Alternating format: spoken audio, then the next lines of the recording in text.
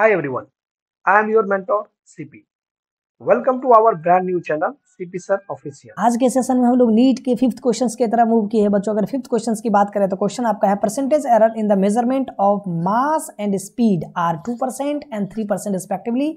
The error in the estimate of kinetic energy, बोले तो kinetic energy में आपको एरर फाइंड आउट करना है obtain by the measuring of mass and speed. तो आप जानते हैं काइनेटिक एनर्जी किसके करीब बनता है बच्चों? जब हम काइनेटिक एनर्जी की बात करते हो तो ये बनता है हाफ इंटू बोलिए एम इंटू बोलिए वी स्क्वायर, है ना।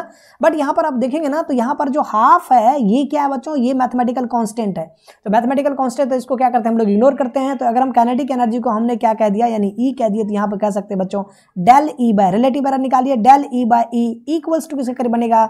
यानी कह सकते हैं डेल एम बाय एम, अब प्लस बोल दीजिए कितना, यानी 2 टाइम्स जो पावर है ये मल्टीपल हो जाएगा, ये आएगा 2 टाइम्स कितना डेल वी बाय कितना वी।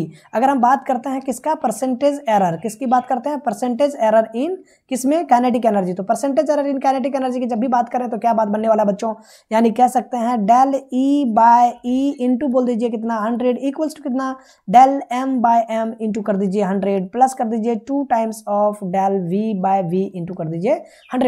अब आप देखिए क्या है, ये जो वैल्यू है ये आपको गिवन है ऑलरेडी और ये भी वैल्यू आपको गिवन है। ये कितना है?